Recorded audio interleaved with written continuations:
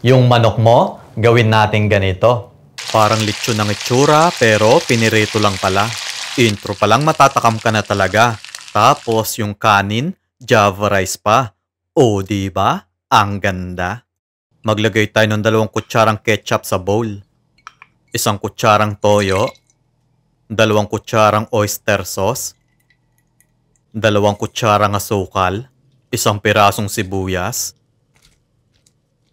4 na pirasong bawang, kalahating kutsaritang paminta at kalahating kutsaritang asin. Bale, ito ang ipang-marinade natin.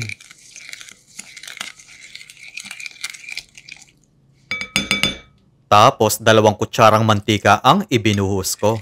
Nakakatulong ito para hindi masyadong mag-dry yung manok nyo. Tsaka nakakadagdag kintab din kasi ito. Tapos, ibababad ko lang yung manok dito. Bale, Thai part nga pala itong ginamit ko. Siguro, imamarinate lang natin to ng 2 oras. Pero para malasang malasa, overnight ang gawin nyo. Kahit anong part ng manok, pwede nyong gamitin dito. Chicken breast, hita, pakpak, o kung ano man ang gusto nyo. Kung gusto mo naman, chicken feet ang gamitin mo. Para mas marami pa yung buto, kaysa sa kinakain mo.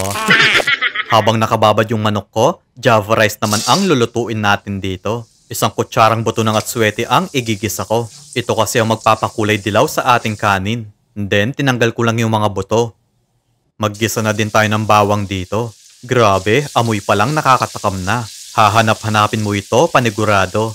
Mabango na nga yung niluluto ko, tapos masarap pa ako.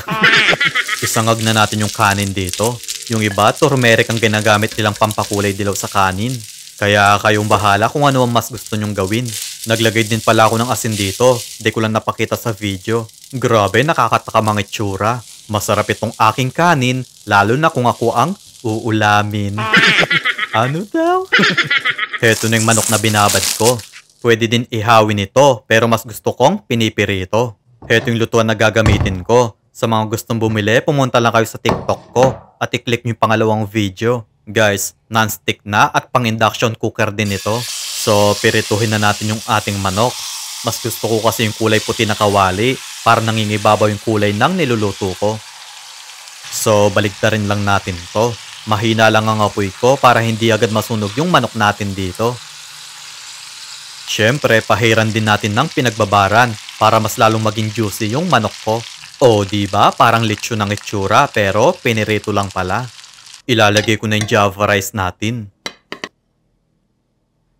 Siyempre, 2 manok para hindi nakakabitin.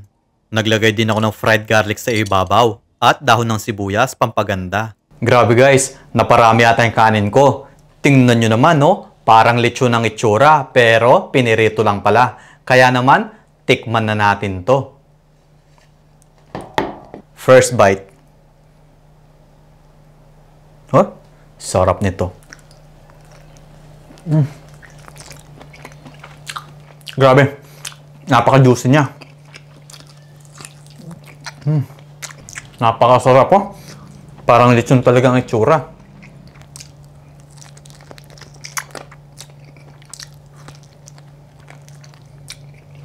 Malasang malasa.